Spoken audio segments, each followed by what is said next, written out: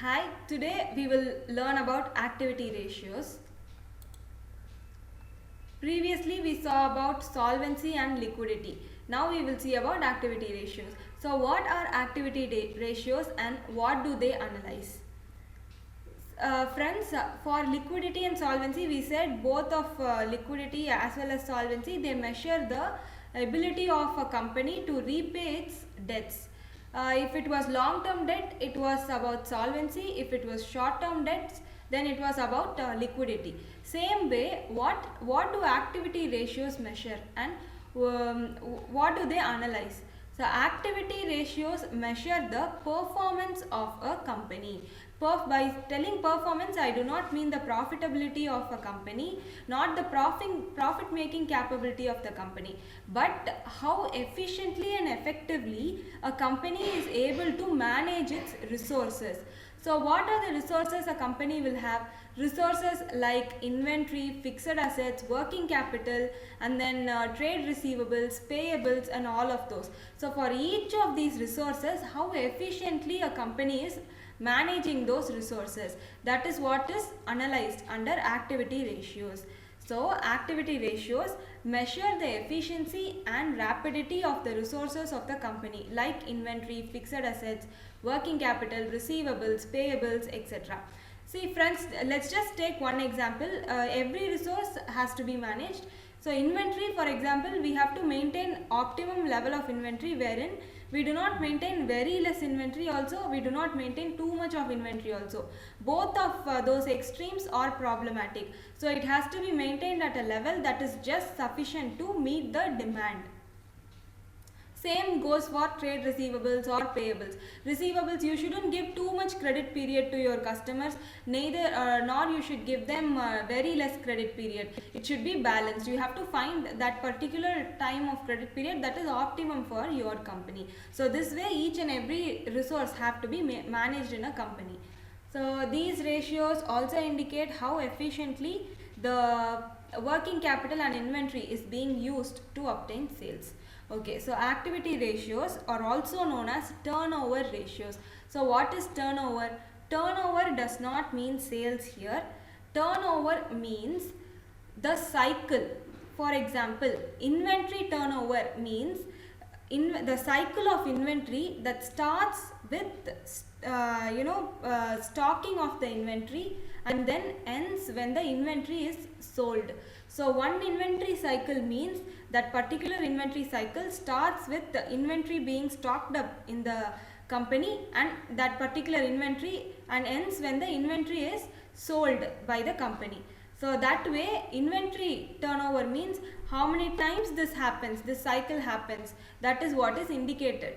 So turnover indicates the speed or the number of times the capital employed has been rotated in the process of doing business. Higher turnover ratios indicate the better use of capital or resources and in turn lead to higher profitability. So if the turnover is high, that is the number of times or the number of cycles per year is higher, means the company will have higher profitability because resources are used more rapidly and resources are used better in a company. So that is what is meant by higher profitability when we have higher turnover ratios. So to understand, so firstly under activity ratios, we will first look at inventory turnover ratios. So to understand inventory turnover ratios, we will take the help of a case study, friends. Just imagine that there is Mr. X. He is in a city, he is residing in a city and he is starting his own shop, and that shop is an oil shop. He is starting an oil shop, and the oil shop is doing good, he is making good profits, and his business is also becoming more effective, and he is able to grow his business. And there is Mr. Y. He is residing in a small town and Mr. Y is the friend of Mr. X. Now Mr. Y also wants to start a oil shop. So what he thinks, like, okay, Mr. Y is already having an experience in running an oil shop. So let us go to Mr. X, ask him for some advice, and then we will start our own shop. So that way Mr. Y is going to X and asking for advice. So X is telling each and every bit of what he did to start the shop. So he's telling details like how much he invested as capital, and what is the area of his shop, how many employees he has employed for his shop, and how he is running his day-to-day business. All of those details he is telling. And then he is also telling to Mr. Y that he is maintaining an inventory level of rupees 50,000. So he is telling like, okay, I am maintaining a level of inventory of 50,000 because I find maintaining a level of inventory at 50,000 is the optimum or the perfect level for me. I am able to run my business smoothly if I maintain an inventory level of 50,000. If my inventory level becomes lesser than 50,000, then I am having problems like stockouts. When customers come and ask me for oil, I am not having oil in my shop. It becomes empty. Oil stock becomes empty, and I have to tell them to come back again later because I do not have inventory with me. I do not have the oil with me. So this problem arises when inventory level falls below 50,000.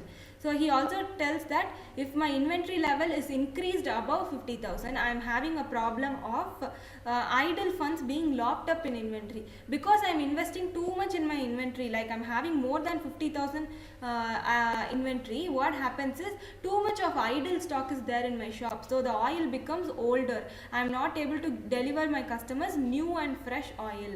So my reputation gets spoiled because I am giving them old oil, oil that is there for a longer time. So inventory becomes obsolete. That is one problem. And another problem that arises is because I am having a lot of inventory, I have to incur a lot of expenses to maintain that inventory also.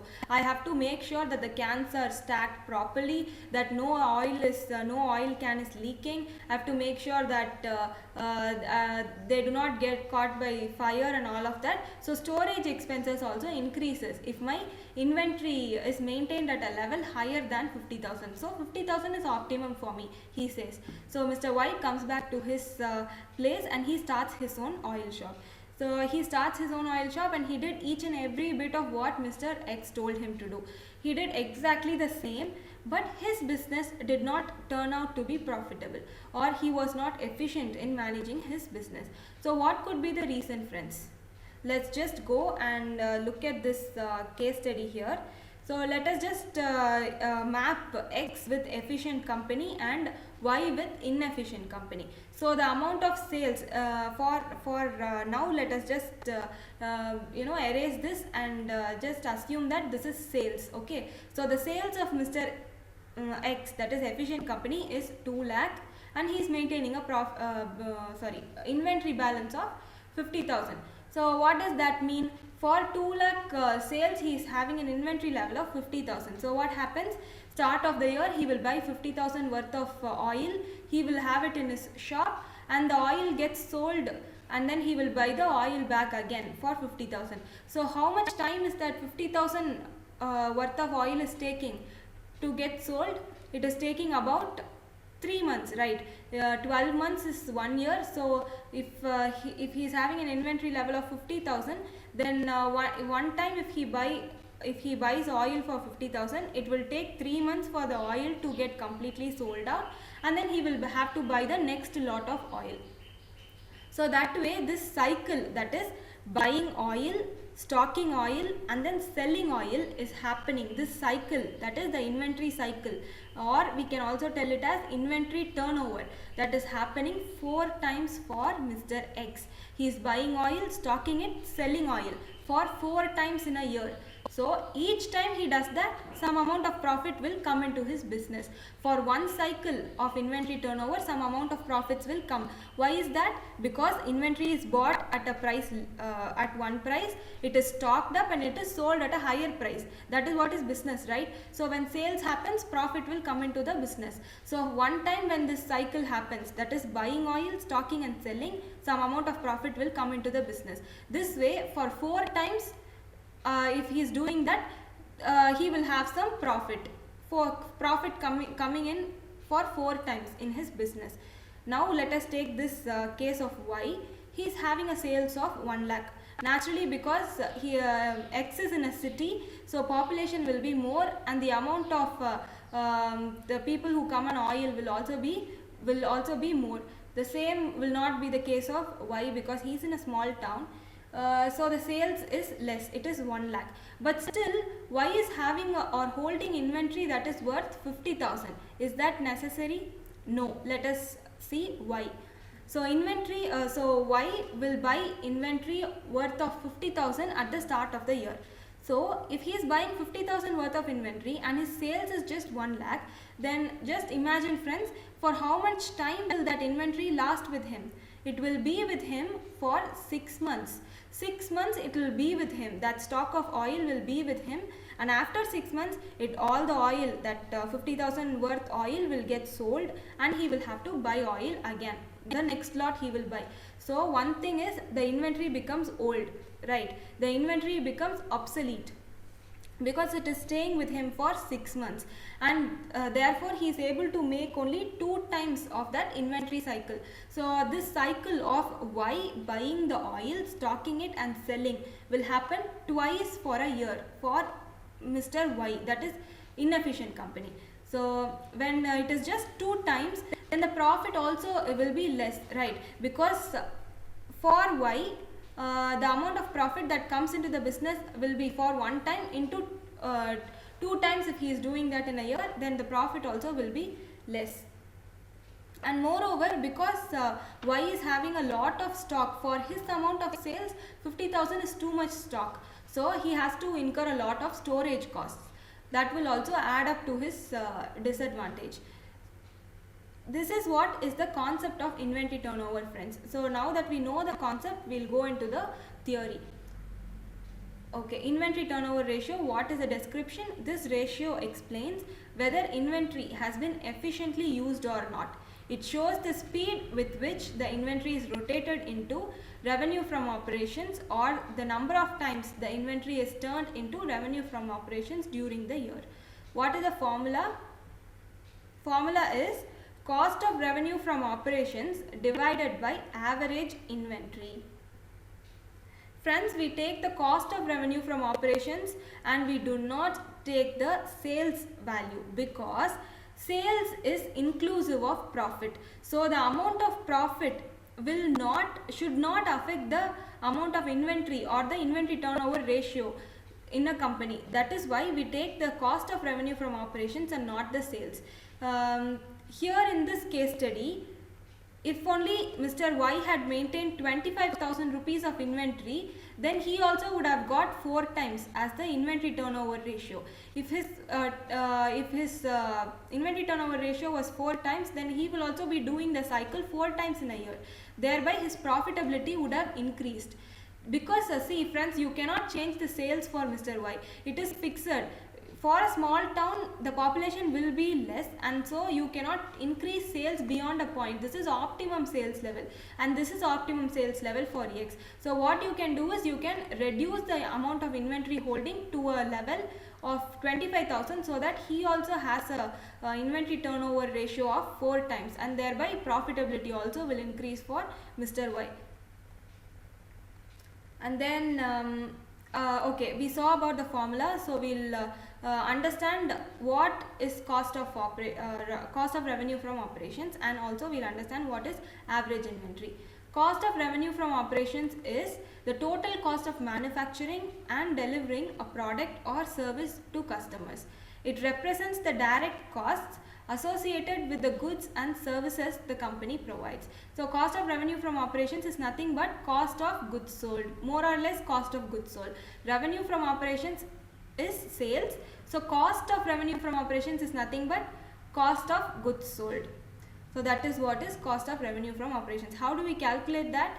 Opening inventory plus purchases plus carriage plus wages plus other direct charges minus closing inventory. This is the basic formula for cost of revenue from operations. And then there is also one more formula. If you know the net revenue from operations, then you can reduce gross profit from that balance to get cost of revenue from operations. See, net revenue from operations means the sales. So sales if you know, and GP if you know, you can find out the cost of sales or the cost of goods sold. That is what is given here.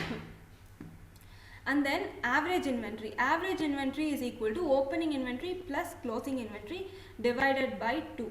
So now that you know both numerator as well as denominator for the formula, we can easily find out the inventory turnover ratio. Inventory turnover ratio will be expressed in times. And what is the purpose or the significance of inventory turnover ratio?